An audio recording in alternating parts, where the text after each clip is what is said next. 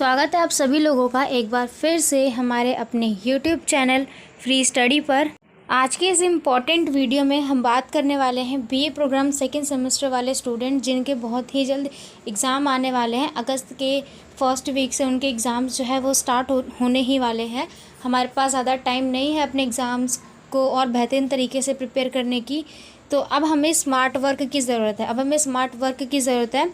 तो वही एक छोटी सी स्ट्रेटजी के लिए मैं आज के इस वीडियो में आप लोगों के लिए हिस्ट्री के कुछ मोस्ट इम्पॉर्टेंट क्वेश्चन लेकर के आई हूँ। ये वो क्वेश्चन है जो हर बार एग्ज़ाम में पूछे ही जाते हैं। डेफिनेटली यहाँ से एक क्वेश्चन तो आएगा ही आएगा, ये बात आप याद रखो। तो जानते हैं इस क्वेश्चन की तरफ बढ़ते हैं और क्वेश्चन को आराम से समझते हैं। साथ ही साथ आंसर राइटिंग भी मैं आपको बताऊँगी कि उनके आंसर को आप कैसे लिख सकते हो। Because I already told you कि आंसर राइटिंग बेहतरीन होनी चाहिए आपको अपने आंसर को प्रेजेंट करना आना चाहिए, है ना। तो फर्स्ट क्वेश्चन जो है वो क्या पूछा है, पहले तो क्वेश्चन आपको 3 से 4 बार पढ़ना है, मैंने आपको बताया ही है, कई बार आपको पढ़ना है। जैसे फर्स्ट क्वेश्चन है, पाल, प्रतिहार और राष्ट्रकूट के बीच संघर्ष के प्रमुख चरणों पर प्रकाश डालते हुए उनके कारणों की क्या करनी है, विवेचना करनी है। क्वेश्चन दोबारा पढ़ो आप।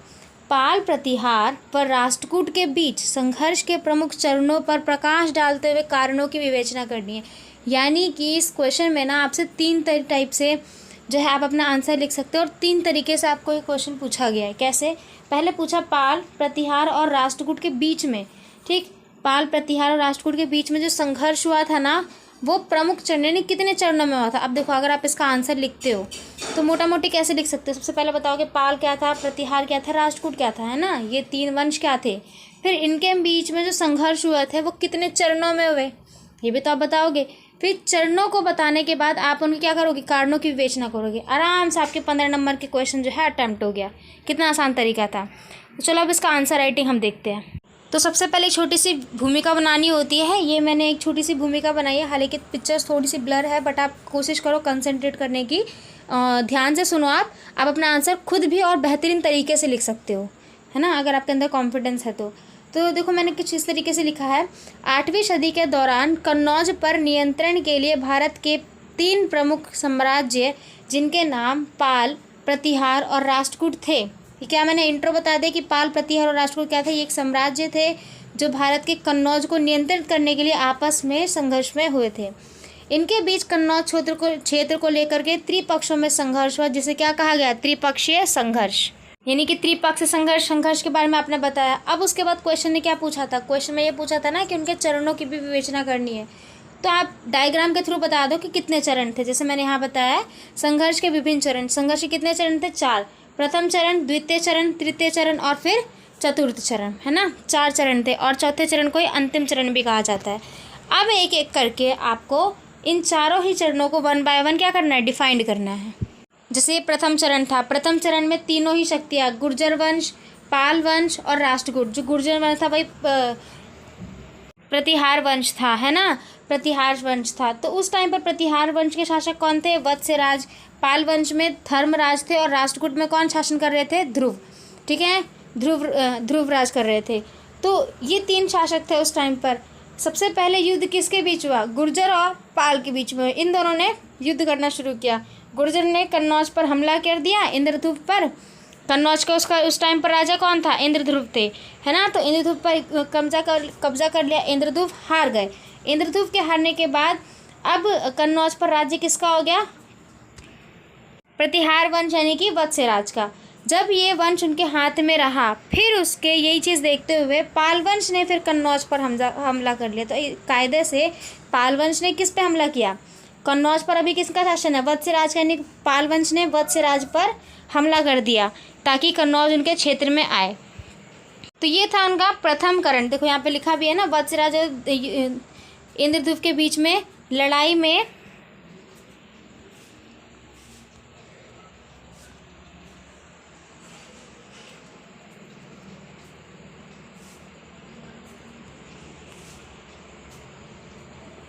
गुर्जर वंश की जीत होती है और इंद्र युद्ध को सामंत राजा के रूप में नियुक्त कर लिया जाता है जो कन्नौज के शासक थे। ये देखो आप को यहाँ पर डायग्राम के थ्रू बताया गया है। जैसे गुर्जर वंश था, गुर्जर वंश ने क्या किया, कन्नौज पर हमला किया। ठीक, युद्ध में क्या हो गया, विजय हो गया। फिर पाल वंश ने इस पर हमला किया था और राष्ट्रकूट सिर्फ और सिर्फ अभी देख ही रहा था। इस तरीके से आप इसका प्रथम चरण एक्सप्लेन करोगे कि गुर्जर वंश क्या था, गुर्जर वंश ने कन्नौज पर हमला किया, फिर उसके बाद पाल वंश ने उस पर वत्स्यराज पर हमला किया और राष्ट्रकूट अभी के लिए केवल और केवल शांति से बैठा था। फिर उसके बाद युद्ध की प्रक्रिया और बढ़ी, यहाँ पे बताया था। फिर क्या किया, जब राष्ट्रकूट ने देखा कि गुर्जर और पाल दोनों ही आपस में भिड़ रहे हैं तो राष्ट्रकूट ने क्या किया, पाल वंश और प्रतिहार वंश है ना, यानी वत्स्यराज, दोनों पर क्या कर दिया, हमला कर दिया। जब पाल वंश पर उसने हमला किया तो वह जीत गया और जब वत्स्यराज पे किया तो भी वह जीत गया। जीतने के बाद पाल वंश ने अपनी प्रतिक्रिया दिखाई और युद्ध 5वें चरण में आ गया, यानी 5वें रूप में देखा गया। तो 5वीं बार युद्ध हुआ फिर से राष्ट्रकूट के साथ, जिसमें वह हार गया। और वत्स्यराज था तो यहाँ पर चौथे युद्ध में ये भी हार चुका। ये आपने ऑलरेडी अच्छे से समझ रखा होगा, काफ़ी अच्छे से एक्सप्लेन किया हुआ। तो वन बाय उसको जो है थोड़ा सा पैराग्राफ में फिर पॉइंट में आप इसको आराम से एक्सप्लेन कर सकती हो। तो मैंने आपको डायग्राम से समझाया है। जब प्रथम चरण खत्म होता है ना, इतने एक्सप्लेन करने की आपको ज़रूरत नहीं है, बस आप पॉइंट बाय पॉइंट चीज़ों को लिख दो कि प्रथम चरण में फिर पाल वंश ने प्रतिहार पे किस तरीके से हमला किया। ठीक, फिर द्वितीय चरण में देखा गया, द्वितीय चरण में वही थे गुर्जर, पाल और राष्ट्रकूट। राष्ट्रकूट में इस बार शासक कौन थे, गोविंद तृतीय ये थे। इस टाइम पर उनके शासक राष्ट्रकूट के कौन थे, गोविंद तृतीय। पाल वंश में वही धर्मपाल थे और गुर्जर वंश में भी यानी कि प्रतिहार वंश में भी नागभट्ट द्वितीय थे। और कन्नौज में जो था वो चक्रयुद्ध जो थे, सामंत राजा जो थे उस टाइम पर शासन कर रहे थे। फिर आप इसका तीसरा संघर्ष बताओ, तीसरे संघर्ष की सब हेडिंग बनाओ, फिर उसको एक्सप्लेन करो कि तीसरे संघर्ष में गुर्जर वंश में शासक कौन था, मिहिर भोज, पाल में देवपाल आए पाल वंश में, और राष्ट्रकूट में अमोघ वर्ष ये आए, और कन्नौज में इस बार नागभट्ट का शासन था। फिर आप चौथा चरण बताना शुरू करो कि चौथे चरण तक आते आते केवल और केवल संघर्ष में 2 ही शक्तियाँ बची, क्योंकि जो पालवंश था, पालवंश अंतिम रूप में आकर के उसने अपनी सारी शक्तियां खो दी, यानी शक्तिहीन हो गया था। फिर युद्ध के लिए केवल और केवल कन्नौज पर गुर्जर वंश और राष्ट्रकूट बचा है ना, ये बचा। तो उस टाइम पर भी कन्नौज के शासक कौन थे, मिहिर भोज। तो इस तरीके से आप 4 चरणों को एक्सप्लेन कर दोगे। उसके बाद क्वेश्चन में क्या पूछा था कि इन संघर्ष के कारण क्या थे, ये आपने 4 चरण बता दिए। ठीक है, 4 चरण बताने के बाद आप इसके अब कारण बताओगे।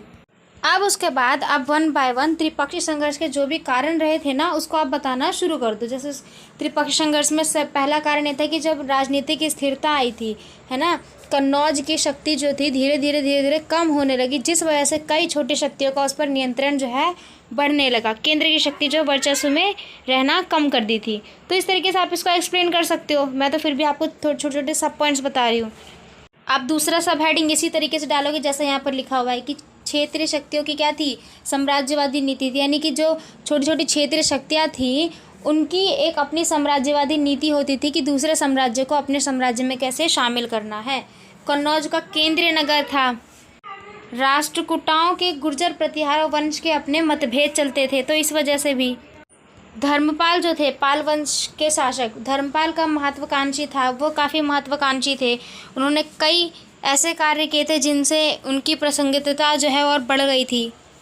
तो बस इस तरीके से आपको अपना आंसर जो है प्रिपेयर करना है। क्वेश्चन इसीलिए मैं बोल रही हूँ आपको 3 से 4 बार पढ़ना है, क्योंकि अगर आप 3 से 4 बार पढ़ोगे ना तो आपको अपने आप पता चल जाएगा कि आंसर कैसे प्रिपेयर करना है। तो ये तो था आपका एक बहुत थोड़ा सा ट्रिकी क्वेश्चन था, बट बहुत ही अच्छे तरीके से और फॉर्मल तरीके से आप इसको एक्सप्लेन कर सकते हो। अब मैं एक क्वेश्चन और आप लोगों के लिए लेकर के आती हूँ, अब हम उसको समझते हैं। अगला क्वेश्चन है आप लोगों के लिए कि चौलकालीन प्रशासनिक व्यवस्था क्या करनी है, व्यवस्थाओं को जो है विशेषताओं को यहाँ पर व्याख्या करनी है। चौलकालीन प्रशासनिक व्यवस्था की जो भी विशेषता है उसको यहाँ पर वर्णन करना है। ये है आपका क्वेश्चन, यानी चौल वंश से संबंधित है और उसकी राजनीतिक प्रशासनिक व्यवस्था कैसी थी उसकी विशेषता लिखनी है। आओ देखते हैं इसकी आंसर राइटिंग कैसे कर सकते हैं हम। तो जैसा क्वेश्चन में पूछा है चौल वंश के बारे में पूछा गया, तो चौल वंश ही अगर कर दोगे आप भूमिका बना दोगे कि इतिहास में सबसे लंबे समय तक शासन करने वाले राजवंशों में से एक है ना। चौल वंश की जो स्थापना थी वो विजयालय के द्वारा रखी गई थी, जो पल्लव वंश के सामंती सरदार थे इनके द्वारा नींव रखी गई। यह भारत के दक्षिणी भाग में आया। इनके वंश की प्रशासनिक व्यवस्था जी तो काफ़ी तरीके से अलग थी। अब प्रशासनिक व्यवस्था समझते हैं हम।